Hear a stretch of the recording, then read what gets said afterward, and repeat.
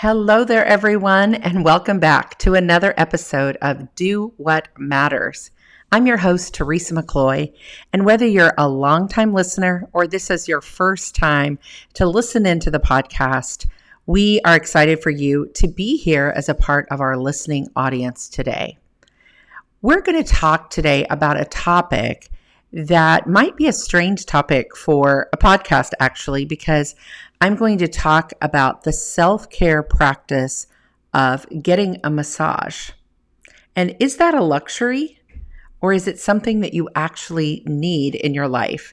And we're going to talk bigger than that, but I wanted to walk you through this experience of what it's been like for me to incorporate self-care into my everyday ordinary life. And we're going to look at this particular practice of getting massages on a regular basis and use that as kind of a springboard for our thoughts today.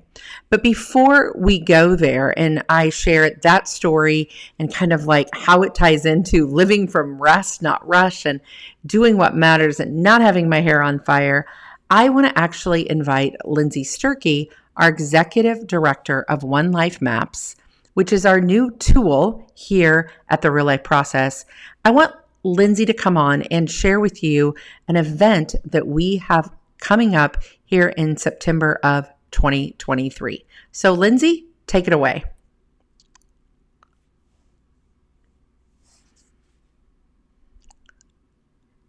Thank you, Lindsay, for sharing with us about what all is going on over on the One Life Maps side of the Real Life Process. So as I shared with you, we are going to talk about some self-care things. This past week, I was actually getting a massage like I often do on a Friday afternoon. And as I was laying there in my massage, I began to think about how long I had been doing this practice and what had been the benefits over a period of time, and how did I get here on the journey? So many times, doing what matters is about a journey. It's about choices that we make over long periods of time to flip the switch to live from rest, not rush. So as I laid there and I was thinking about this, I was just thinking about the benefits that it's been for me and, the world, the gift it is to have a massage. If you've never had one, at least go try a massage. Ask a friend, ask around in your circle and find a good massage therapist who's been trained and book a session, maybe only even 30 minutes. Most of them do 30, 60, 90-minute sessions. And just experience it. Give yourself the gift to unwind, release the tension, and reconnect with your body. Regular massages really can provide just that. They're kind of this oasis of relaxation in this hair on fire world that we live in. But, that wasn't always my story. I had to experience this slowly over time. So I'm going to take you back a little bit to 2015. So that's a long way. I'm recording this episode in 2023, 2015, a long time ago, almost 8 years ago. I, at that time, was part of a spiritual formation community that you've often heard me talk about with Ruth Haley Barton at the Transforming Center. And we actually did a whole 3-month study on our bodies and just the connection to our body and how we were made in the image of God and, how our bodies tell us things. That I love the tool of the Enneagram, and that began my exploration of this head, heart, body connection. And I remember Ruth saying in one of the teachings that she did over that weekend that I was there, about getting a massage. And I was like, oh, that's for, people that have lots of extra money. That's for other people. That's not for me. The time I was in ministry, and that seemed like a luxury. And then I began to notice more about my body, the tension that was in my shoulders and my back and my neck. And I had some issues in one of my hips and different things. And it was probably 2015, 2016 that I booked a massage, asked around, and found a massage therapist. And this person particularly happened to go to my church, and I began to say, okay, this was really great. Maybe I could do this once a quarter, once every 3 months. And then fast forward just a little bit, in 2017, in August, it will be 6 years ago this month, very close to the time of this recording, that our son Eric passed away at the age of 30 from a heroin overdose. And the trauma that I began to feel in my body just felt like it needed to come out. And to be honest, I had been seeing my massage therapist somewhat regularly, but not all the time. And I decided that that was what I needed. And I remember going in to get a massage and literally feeling like it was the only place that I could release the tension in my body. And many times I would just weep during the massage and I would cry. And my massage therapist was also a believer. I felt very safe with her and very comforted in the room and the ambiance that she created. And that was where I could release. And as most good massage therapists would do, she never asked, she never talked, she never counseled with me, because I've had some massage therapists who want to talk too often. And for me, it's a very sacred and private time. And I remember her just letting me go through the process. And I would prepare and I would come and I would release the tension in my body. And over time, that wasn't my physical reaction. But I began to notice how I was connecting with the massages and they were feeling so good of a sacred, truly sacred time for me. And then fast forward just a year or so later, and I met a couple that Dan and Joanne Miller. And Dan is a mentor of mine. You've heard me talk about him often on the podcast. And I heard from Dan and Joanne, who are about 10 years older than me. And I heard them say that one of their regular practices and behaviors and routines was every Friday afternoon, they had a massage therapist, and this was when they lived in a different location, come to their home and they each got a massage. And a light bulb went on my head and I said, that is the ultimate of what I would love to experience. Now, I live way out in the country, so that's probably not going to happen, but it sparked in me the idea of a way that I would want to practice self-care. So I began to think, and this was probably in 2018, 2019, about what would it look like for me to start setting aside Friday afternoons for self-care. You know, massages are one form of self-care. They're one for me that I've really leaned into. Now, I do other things. I get my hair cut on a regular basis. You know, I get pedicures and manicures and all the things that girls do. Guys do other things. But I do those things and they're on a regular basis. But what I've done is shifted so much of my self-care to Friday afternoons. And it's created a practice and a behavior and a rhythm.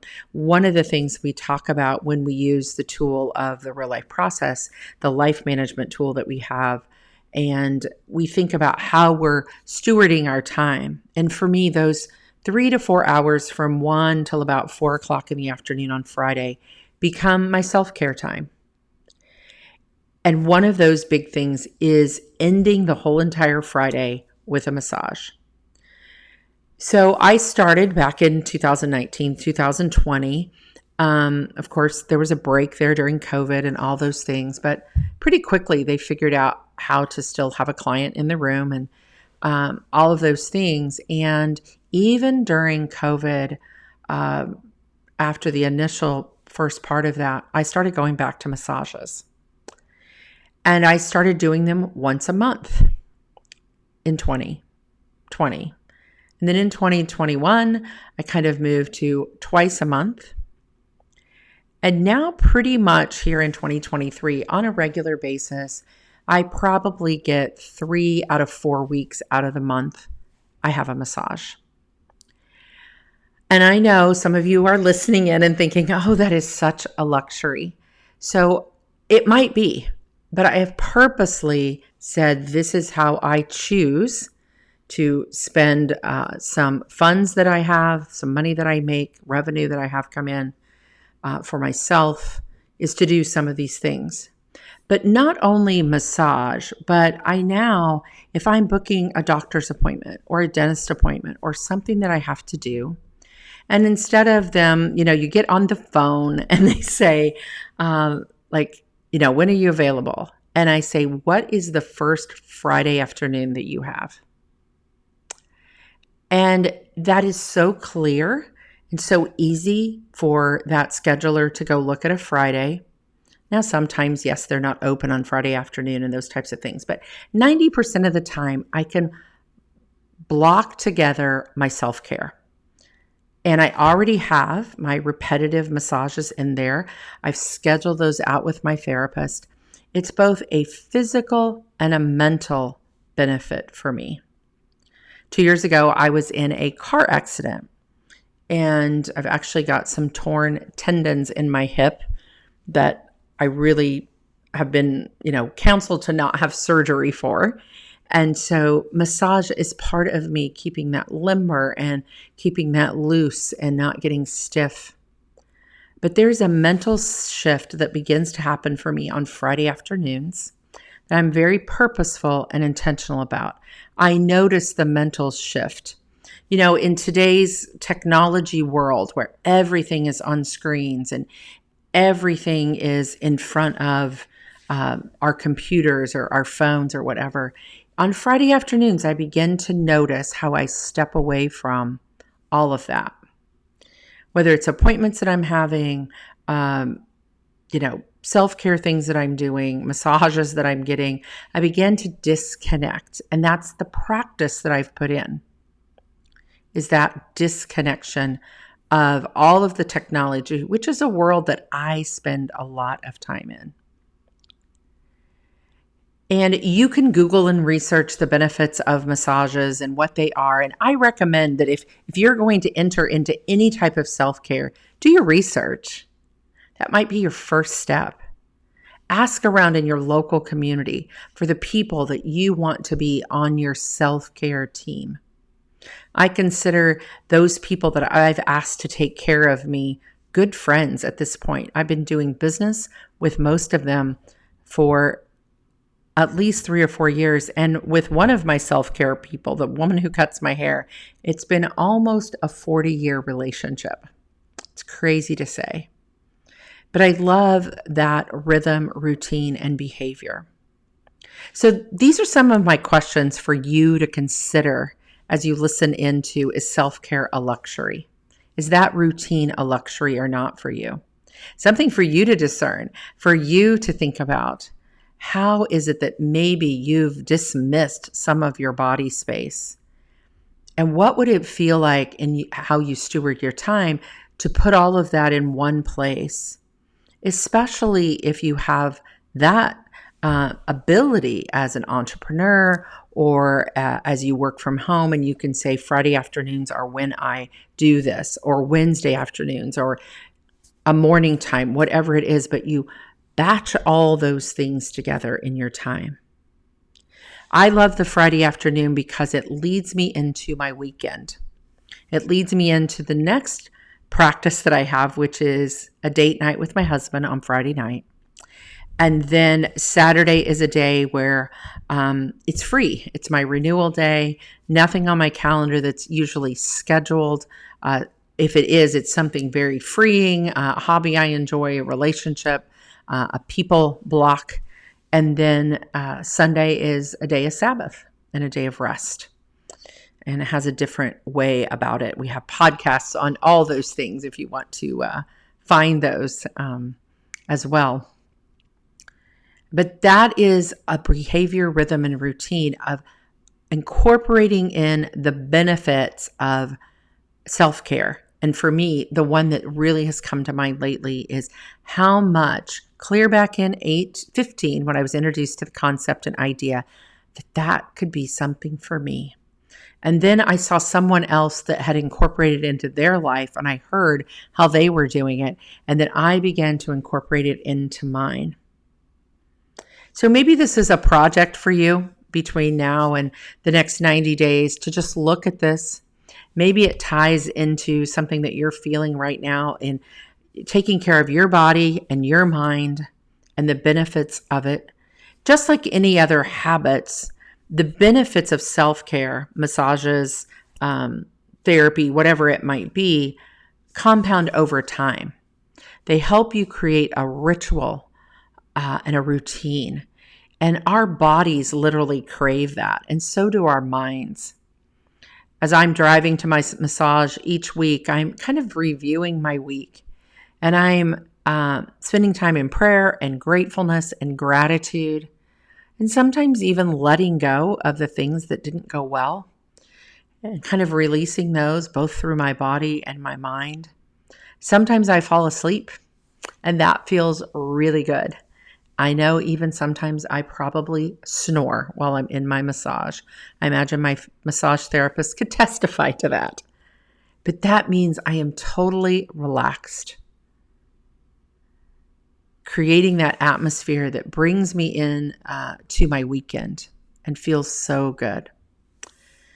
So I hope that you will consider, as we kind of wrap up this conversation, just consider, what practices of self-care have I maybe thought were a luxury, but maybe it's an invitation to explore? And remember my story. I started once a quarter and then grew over the last 8 years to where I am now. That's the thing about really beginning to shift and live a life from rest, not rush. It doesn't happen all at once. It's choosing, it's pre-deciding what you want and what you want it to look like, and then letting go of some things for things that might be better for you and shifting in those ways. So I invite you to check out some of our resources on the website.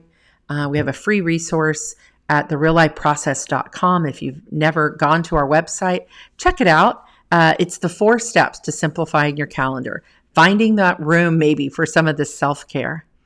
And also check out that event that Lindsay shared with you at the top of the podcast. And all that's in your show notes, but you can find it all on the website at thereallifeprocess.com.